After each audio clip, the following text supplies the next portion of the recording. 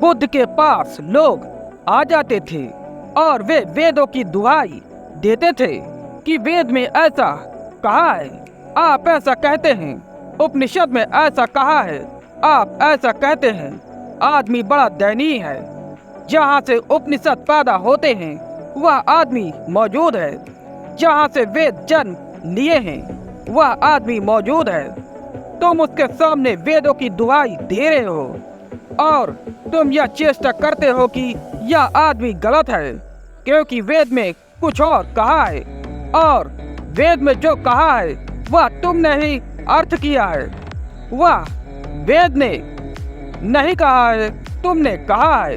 तुम वेद को गवाह बनाकर ला रहे हो। तुम अपने पीछे वेद को खड़ा कर रहे हो। तुम्हें अपने पर भरोसा नहीं है।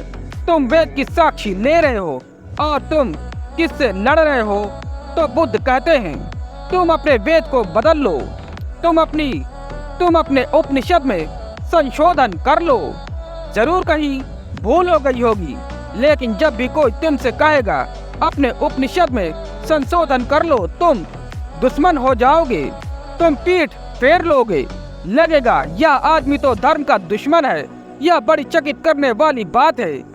जब भी कोई धर्म को इस पृथ्वी पर लाता है तभी वह धर्म का दुश्मन मालूम होता है। जिन्हें तुम धर्म के मित्र समझते हो वे तुम्हारे ही खरीदे हुए पंडित पुजारी हैं। फिर दूसरी बात बुद्ध कहते हैं भली प्रकार उपनिषद, भली प्रकार उपदिष्ट सभी का यह सौभाग्य नहीं।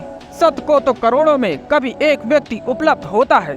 फिर जो व्यक्ति सत्य को उपलब्ध होते हैं उनमें भी सभी का सौभाग्य नहीं कि वे ठीक से कह सके जो उन्होंने जाना है। फिर वह करोड़ों में कभी एकाध को उपलब्ध होता है। करोड़ों में कभी कोई एक बुद्ध होता है।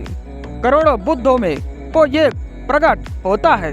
शास्त्रा बनता है, सद्गुरु होता है। क्योंकि जान लेना एक बात, कहना बड़ी और बात। जान लेना एक बात, जना देना बड़ी और बात। जानने से भी ज्यादा कठिन है जना देना।